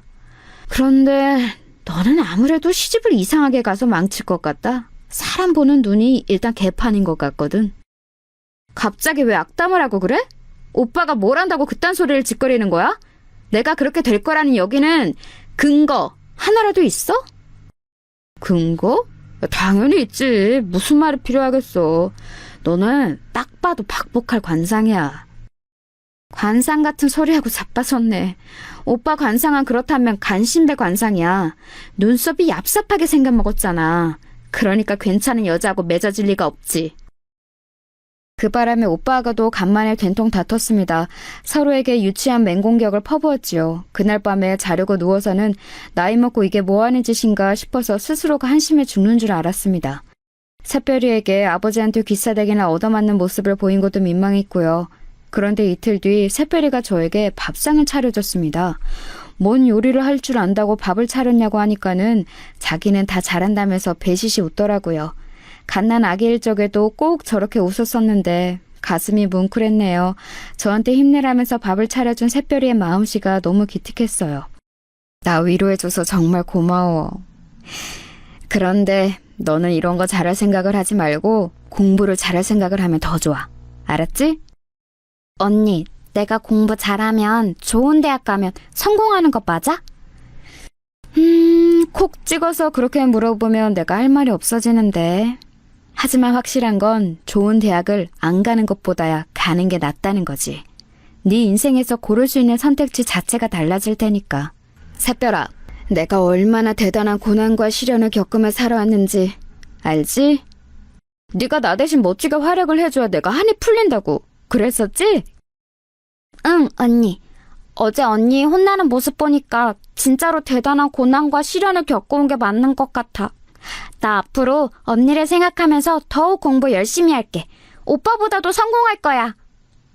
너 말 잘했다. 바로 그거야. 오빠보다 성공하는 거지. 내가 너를 후계자로 지목하고 병기로 키우는 보람이 있네. 제가 너스레를 떨자 동생은 수저를 내려놓은 손을 자기 머리 옆에 가져다 대면서 충성 제스처를 해보였습니다. 자기는 저를 영원히 대장으로 따를 거라고 했습니다. 귀엽고 착실한 새별이에게 떳떳할 수 있도록 제가 멋지게 살았다면 아주 좋았을 텐데. 애석하게도 오빠의 말이 어느 정도 맞아떨어지고 말았어요. 그건 바로 제가 상당히 별로라고 할 수 있는 결혼을 선택해버린 것이었습니다. 남편의 능력도 별로였고 시댁이라는 집단은 말할 것도 없었지요. 도대체 왜 그딴 어이없는 선택을 했냐고요? 여러분께만 솔직히 당시 제 심정을 밝혀볼게요. 사실 저는 남편의 얼굴, 이거 딱 하나만 보고 결혼을 했습니다. 그래서 그 사달이 났던 겁니다. 저 나름 그렇게 생각이 흘러갈 수밖에 없었던 이유가 있었어요. 가만 보니까 저희 친정 부모님뿐만 아니라 외가와 친가들 다 통틀어서 살펴봐도 외모들이 썩 희망적이지 못했어요. 그나마 제 동생 새별이가 오밀조밀 귀여운 느낌이라도 있는 얼굴이었죠. 역시나 제 병기 나왔습니다. 아무튼 저는 냉정하게 외모를 평가한 뒤 생각했었던 거예요. 치밀해야겠는데? 나는 다른 건 몰라도 잘생긴 남자를 만나는 게 이세를 위하는 길인 것 같아. 애를 안 낳고 살 거라면 모를까. 애를 낳을 거라면 잘생긴 남자를 만나야 돼. 대단하지 않은 외모라서 슬픈 것, 이 굴레는 내 손에서 끊어낼 거야. 제가 그런 의욕을 활활 불태우고 있을 때 제 주변에 아는 언니들이 기름까지 들이부었습니다. 거의 다 유부녀들이었거든요. 남편의 외모가 얼마나 결혼 생활에 지대한 영향을 미치는지 저에게 침이 마르도록 설명을 하였어요. 귀가 솔깃했죠. 다들 그렇게 말을 했습니다. 남편이 못생기면 부부싸움 할 때 2배로 열받는다고요. 하지만 남편이 잘생기면 몹시 화가 났을 때도 그냥 내가 참을까라는 생각부터 든다고 그랬습니다. 아빠가 잘생겨야 아이의 외모도 되게 예쁜 법이라는 이론까지 등장하였어요. 그런 얘기까지 들었을 때 저는 저와 사귀는 것도 안 사귀는 것도 아니었던 애매한 사이에 남편에게 적극적으로 들이대기로 결심했던 것이죠. 사람이 어리버리하고 좀 우유부단한 것 같은데 하지만 언니들이 한 말이 너무 그럴싸해서 무시가 안 돼. 이왕이면 잘생긴 남자하고 결혼하자. 불도저 같은 저의 기세에 휩쓸린 남편은 자기 가족들의 반대에도 불구하고 저랑 결혼을 해버렸습니다. 그래서 저희 부부는 사실 연애 기간이랄 게 따로 없어요. 결혼부터 들이박아 버렸거든요. 솔직히 말씀을 드리자면 저는 결혼을 하고 나서 미친 듯이 후회했습니다. 시댁 식구들이 저를 항상 죽일 듯이 쏘아보면서 굴러 들어온 돌 취급을 했거든요. 그런 자기 가족들을 남편은 막는 신용조차 하지 않았죠. 이도저도 아닌 걸로 굴었어요. 첫째만 뱃속에 안 생겼어도 저는 그때 확 도망쳐 버렸을지도 모릅니다. 그 정도로 결혼하고 초반 시기에는 힘들었어요. 그리고 결혼 생활에 보람이 없는 것 같아서 진짜 이혼이라도 해버릴까 이렇게 생각하고 있었을 때 친정엄마가 병원 생활을 시작하셨습니다. 많이 편찮으셨어요. 그래서 거기에 매달리느라 몇 년이 흘렸죠. 이 과정에서 시어머니와 대판 싸웠고 시댁하고는 거의 척을 지었습니다.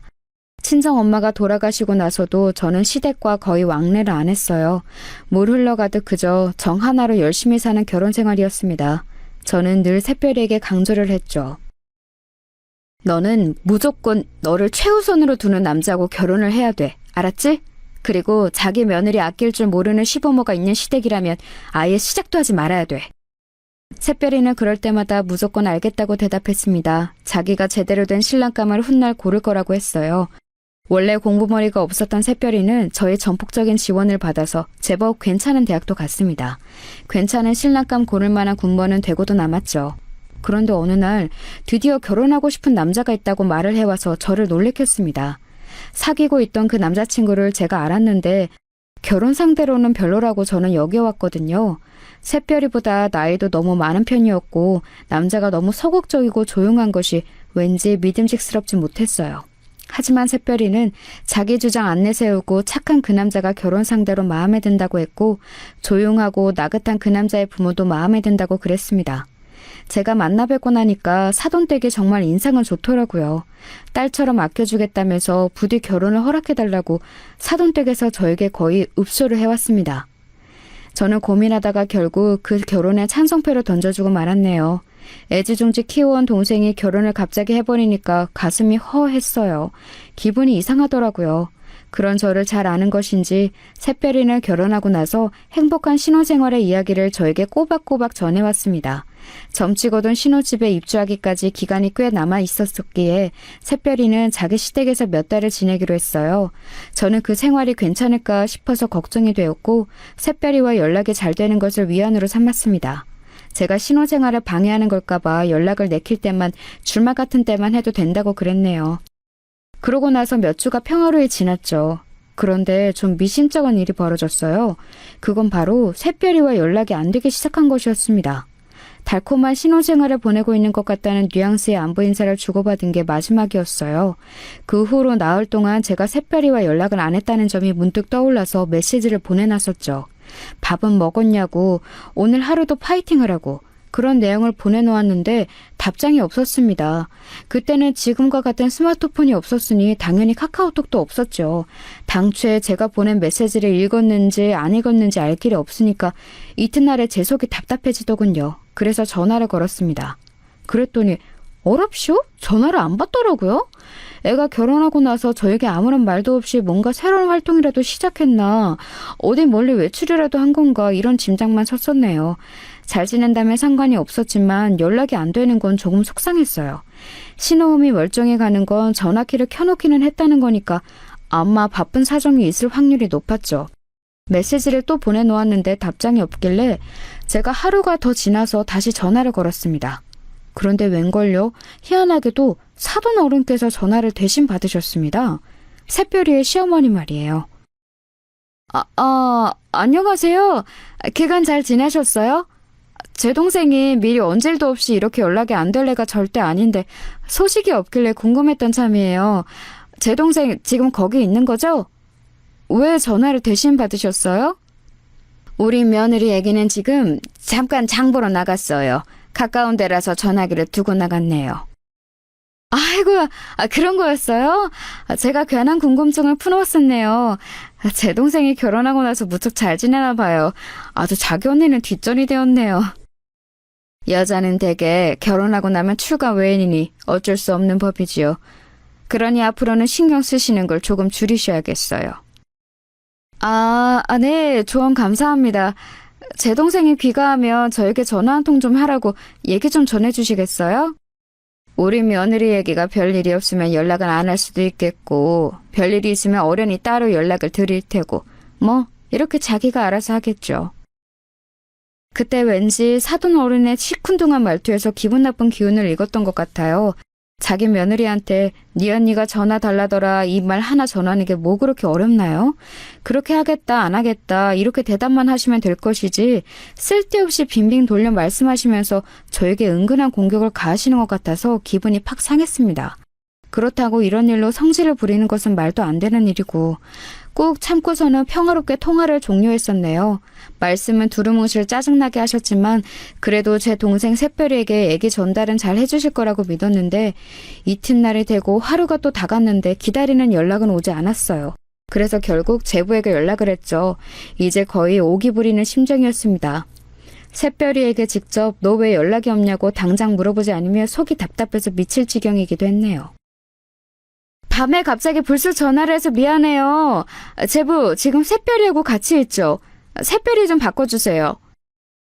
제가 그렇게 말을 했을 때였어요. 제부의 당황해서 우물쭈물하는 소리가 들려왔고 희미하지만 분명히 수학의 너머에서 새별이의 목소리도 살짝 들려왔어요.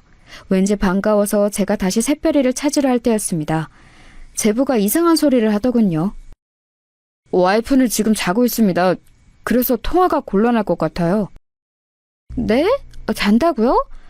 밤이긴 하지만 벌써 잘 시간은 아닌 것 같은데요. 원래 일찍 자는 애가 아닌데. 어디 아프기라도 한 건 아니죠? 사실 와이프가 감기 기운이 살짝 있어요. 환절기라서 면역력이 떨어진 건지 어디 크게 나돌아다닌 것도 아닌데 살짝 감기가 왔네요. 죄송합니다. 제가 좀 더 잘했어야 했는데. 마음 같아서는 그냥 깨워달라 하고 싶었으나 왠지 그러기엔 제부가 통화를 얼른 마무리하고 싶어하는 느낌이었어요. 새별이가 감기 기운이 온 곳에 제부가 저희 눈치를 보며 조마조마하고 있는 것은 아닐까 싶기도 했고요. 자식처럼 키운 동생이니까 유난 떨 수밖에 없느라고 선언을 해놓기는 했으나 정말로 유별난 호들갑을 떨고 싶지는 않았습니다. 새별이의 결혼 생활을 망쳐놓을 작정은 아니었죠. 저는 별수 없이 동생이 일어나면 전화 좀 달라는 말만 전했습니다. 그런데 이튿날이 되어도 또 연락이 없는 거예요. 걱정과 불안과 짜증이 한데 섞여서 피어올랐습니다. 그런 저를 보면서 남편이 고개를 흔들었지요. 당신 아까부터 보자 하니까 일을 왜 그렇게 갈고 다리를 왜 그렇게 떨어? 이 다 나가고 복 다 나가겠어. 처제가 어련히 잘 있을까 봐서 이래? 잘 때 이가는 습관이 있는 당신이 나에게 할 말은 아니야. 그리고 다리 떠는 게 건강에는 좋거든? 연락 이 정도로 안 되는 거 사실 대단히 별일은 아닐 수도 있어. 남들이 보면 그래서 뭐가 문제냐고 할 수도 있겠지만 내 동생은 이렇게 연락이 안 될 사람이 아니기 때문에 내가 지금 이러는 거야. 내가 이런 말을 하며 당신이 화를 낼까 봐 참았는데 나는 처제가 결혼하고 나서 자기만의 온전한 생활을 가져본 것에 만족감을 느껴서 잠시만이라도 당신에게서 해방되고 싶어하는 건 아닐까 이런 추측이 들더라. 간섭을 벗어나서 한 번쯤은 아예 연락도 안 하고 안 받고 싶어하는 거겠지. 상식적으로 지금 이 상황은 그런 상황이야. 당신도 속으로는 내심 이렇게 생각을 하고 있었지? 아니, 조금도 그렇게 생각한 적 없는데?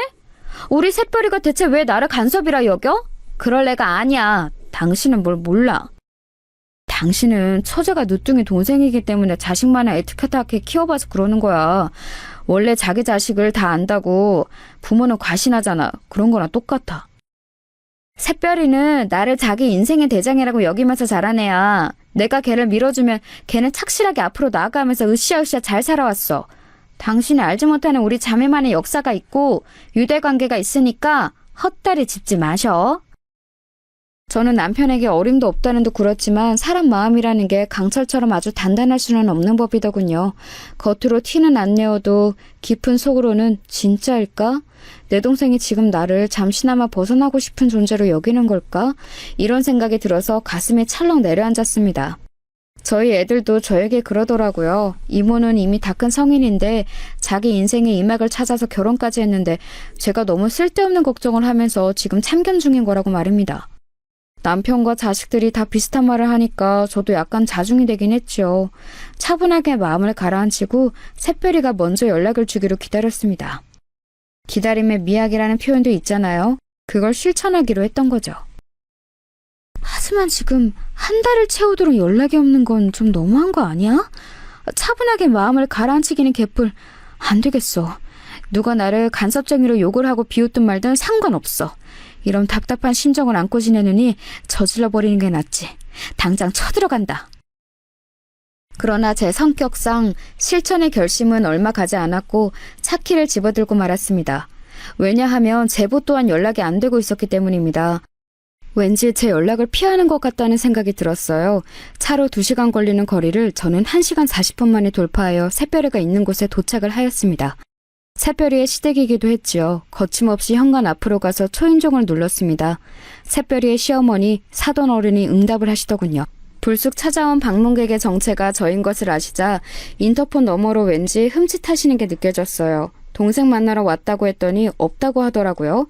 제가 문이나 열라고 그랬죠. 먼 길 왔는데 인터폰으로만 대화하고 있는 건 좀 아니었으니까요.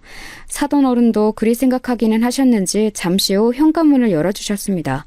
처음에는 분명 결이 가득한 얼굴로 문을 딱 여셨는데 살벌하게 가라앉은 제 얼굴을 보시더니 약간 주춤하시면서 안색을 바꾸셨어요. 제 귀에 눌리신 모양이었습니다. 굉장히 난처한 표정으로 눈썹을 축 내리시면서 제 동생이 없으니까 지금은 곤란하다고 하시더군요. 우리 며느리 애기가 아침 일찍부터 약속이 있다나 뭐라나 그러면서 외출하고 지금은 없어요. 어떡하죠? 어떡하기는 뭘 어떡하나요? 제가 안에 들어가서 동생을 기다리면 되겠죠. 굳이 그러실 것은 없는데요. 여기 근처에 카페 하나 크게 생겼는데 거기로 가시겠어요? 제가 차 한 잔 사드려도 좋고요. 옆으로 비켜주시는 게 저한테는 더 좋을 것 같습니다. 저리 좀 비켜주세요. 저는 짜증스럽게 사돈 어른을 옆으로 밀치고서 집 안으로 발을 들였어요. 사돈 어른이 저를 말리고 자시고 할 새도 없이 저는 성큼성큼 집 안을 활보하며 샛별이와 제부의 공간을 찾았습니다. 가정 안쪽에 있는 부부침실 문득 딱 열었을 때였어요. 제가 너무 놀라서 그 자리에서 일단 굳어버렸네요. 언니? 언니가 맞은 거야? 언니 나 여기 있었어. 나 좀 도와줘. 새별아, 너 이게 뭘 그리 지금 이게 뭐야? 다쳤어? 이 엄청난 기부스들은 대체 무슨 약물인데 어쩌다 이랬어? 언제 이랬어? 연락은 왜 안 됐어? 침대에 비스듬히 눕듯이 앉아있던 제 동생은 오른팔과 오른다리에 두툼한 기부스를 하고 있었습니다. 상상도 해본 적 없던 상황에 제가 진짜 기가 막히더라고요. 설마 이렇게 크게 다친 후였다니. 병원에 입원을 하고 있는 쪽이 더 어울릴 만한 기부스들이었는데 집에서 이런 몰골로 처박혀 있었다니 너무 어이가 없었습니다. 그런데 곧 더한 사실이 샛별의 입을 통해서 밝혀졌어요. 내가 연락을 하고 싶어도 할 수가 없었어. 휴대폰을 어머님이 가져가 버리셔서 언니나 다른 사람에게 연락하면 가만 안 두시겠다고 그런 엄포를 놓으시고는 돌려주지 않으셨어. 뭐라고? 미친 거 아니야? 연락을 왜 못하게 해? 저기요, 이것 보세요. 이게 대체 어떻게 된 일입니까? 제 동생이 팔다리를 죄다 다쳐서 이런 꼴이 되었는데 왜 제가 몰라야 했던 거죠? 게다가 한쪽 팔다리가 다 이렇게 됐으면 당연히 거동이 불편한데 왜 목발이고 뭐고 주변에는 아무것도 안 보여요? 저는 눈이 돌아가서 아연 실색을 하며 방 안의 풍경을 바라보고 서 있던 사돈 어른을 향해 외쳤습니다. 사돈 어른은 입을 꾹 다문 채로 저를 답답하게 만드시더니만 이내 어쩔 수 없었다고 작은 목소리로 중얼거리셨죠. 그때 샛별이가 눈물을 흘리며 울기 시작했어요. 제가 와줬으니 이제 지옥 탈출이라고 여겨져서 눈물이 터진 것이었죠. 서럽게 엉엉 울면서 저에게 그간의 이야기를 해줬는데 오늘아 진뭉개진 발음이었지만 핵심을 이해하는 것에는 큰 어려움이 없었습니다. 제부가 이런 거라고? 둘이 말다툼하고 있을 때 제부가 너를 확 밀치는 바람에 네가 이렇게 다친 거라고? 그래놓고서 너에게 이혼을 당할까봐 네가 나에게 일러 바치면 내가 사다를 내놓을까봐 그걸 계속 작정하고 숨겨온 거야? 병원에서부터 너를 감시했었다고? 다친 후로 병원 말고는 다른 곳을 한 번도 외출한 적이 없었고 저는 멍하니 샛별의 말을 곱씹으면서 서서히 제 안에 번지는 충격으로 허탈한 웃음을 지었습니다. 사람이 너무 어이가 없으려니까 웃음부터 나오더라고요. 샛별이가 제부 같은 논팽이에 비하면 너무 어리고 예쁘긴 했지요. 공주님처럼 모시겠다고 해서 결혼을 시켜준 것이었으니 결혼 생활 초장부터 그게 어그러지면 다 끝인 거라고 제부와 그 어리석은 가족들은 생각한 모양이었습니다. 알고 보니 제부라는 놈이 엄청난 다혈질이라고 했어요. 얌전하고 내성적인 것 같지만 쉽게 욱하고 손을 올리고 쌍욕을 내뱉고 그러다가 진정되면 다시 순한 얼굴을 하고 무서운 사람이었던 거예요. 샛별이는 이르지 않겠다. 그냥 평범한 안부전화만 하고 싶다. 이렇게 호소를 해왔지만 망할 놈의 사돈댁은 의심의 눈초리를 거두지 않은 겁니다. 혼자 거동도 할 수 없는 사람을 감시하면서 가둬놓고 기가 죽다 못해 피가 마르도록 한 거였어요. 사돈 어른이 한숨을 내쉬면서 이러시더군요. 우리 아들이 자기 아내는 앞으로 자기가 잘 길들여서 꽉 잡고 가겠다고 그러니까 내가 빌 수 있나요? 그러라고 하는 수밖에요. 그리고 저도 며느리가 너무 콧대 놓고 드센 게 보기 좋지 않은 것 같아서 그 콧대를 좀 이 기회에 꺾어놓고 싶었어요. 며느리란 모름지기 시어머니에게 순종해야 하는 법인데 그런 게 전혀 없고 자기 하고 싶은 대로 행동을 해버리니까 누가 위에 있는지 정확히 알려주면 좋을 것 같아서. 그게 무슨 개소리예요? 말 같지도 않은 말은 하지도 마세요.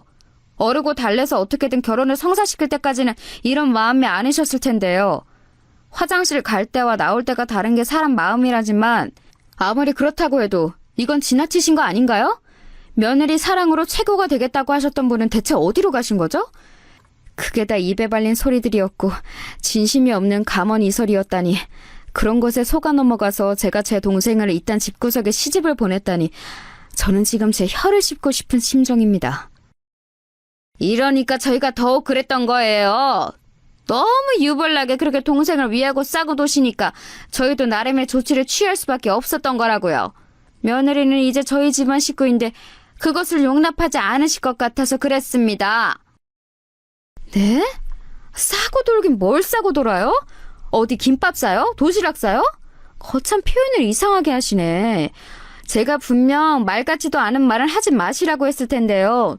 노망 나셨나 보네요. 조기 치매가 오셨네. 새별아, 나는 네가 벌써부터 치매가 온 시어머니 모시고 살기에는 너무나도 젊고 아깝다고 생각하는데 너는 어떻게 생각하니? 제가 낮게 이를 갈면서 말을 하자 훌쩍거리고 있던 새별이가 우는 것을 멈추더니 고개를 번쩍 들어서 자기 시어머니를 똑바로 쳐다봤어요. 그리고 다음 순간 제 동생 새별이가 취한 행동에 상황이 상황임을 잊고 저는 웃음이 터질 뻔했습니다. 새별이가 멀쩡한 왼손을 들어서 손가락 부분만 기부스 밖으로 나와 있는 오른손을 움직이더니 기부스 끝으로 오른 손가락에 중지를 들어올린 거예요. 제가 키운 동생에게서 난생 처음 보는 손가락 욕이었습니다. 기부스 사이로 가운데 손가락을 들어올린 새별이가 눈을 부릅뜨고 말했어요. 어머님, 이거나 잡수세요. 그리고 꺼지세요. 그러자 사돈 어른이 삽시간에 얼굴이 벌겋게 달아오르더군요. 마음 같아서는 깽판을 쳐놓고 싶었으나 새별이를 챙기는 것이 우선이었기에 저는 얼른 부축에 나섰습니다. 목발도 없이 사람을 이렇게 방치해놨다니 새별이를 힘겹게 부축하는 동안 욕이 나오더라고요. 사돈 어른은 이대로는 못 간다면서 절대 못 보내니까 자기 아들이 올 때까지만이라도 있어야 한다고 박박 우겨댔어요. 그래서 제가 그 면상 앞에 꽉 찬 주먹을 들이밀었죠. 한마디만 더 하면 주먹으로 응당하겠다는 표시였습니다. 불쑥 들이밀어진 주먹에 놀란 사돈 어른은 엉덩방아를 찌우며 주저앉았습니다. 세게 엉덩방아를 찌으신 것인지 바로 일어나지 못하시고 허리를 부여잡으며 고통스레 신음을 하셨어요. 그러거나 말거나 저는 새별이를 챙겨서 그곳을 빠져나가기에 급급했네요. 웬 정신나간 집안에 잘못 걸려서 그간 마음고생 몸고생 다 하고 있었을 제 동생을 생각하니 짠하기도 했고 미안하기도 했습니다. 내가 너무 미안하다 새별아. 진작에 찾아왔어야 했는데 네가 너무 잘 지내느라 나에게 연락을 일부러 안 할 수도 있다고 여기고서는 지금까지 시간을 지체해버렸어. 내가 잘못이었어. 아니야, 괜찮아. 하나도 안 늦었어. 다친 사람을 이렇게 고립시켜 놓은 남편 시대. 그렇다면 내가 다 나은 후에는 어쩌려고 이러는 것인지, 그 안에 나의 길을 팍팍 죽여놓으려고 이러는 것인지 정말 감이 안 잡히는 이상한 사람들이라서 황당했고 무서웠는데 그래도 꿋꿋하게 버틸 수 있었던 건 언니가 나를 찾으러 와줄 거라는 믿음이 있어서였어. 왜냐하면 언니는 내 대장이잖아. 대장이라면 반드시 멋지게 출동해줄 줄 알았지. 새별이는 그렇게 말하며 씩씩하게 웃어 보였지만 눈가에는 눈물이 다시 맺혀 있었죠. 그야말로 황당한 일련의 과정을 지나는 동안 그 속이 얼마나 갑갑하고 두려웠을까요? 우선 병원부터 향했고 며칠 입원을 하는 것으로 정했습니다. 안락하게 병원에 누워있으니까 새별이가 얼굴이 편안해지더라고요. 그리고 우물쭈물하면서 저에게 심정을 고백해왔어요.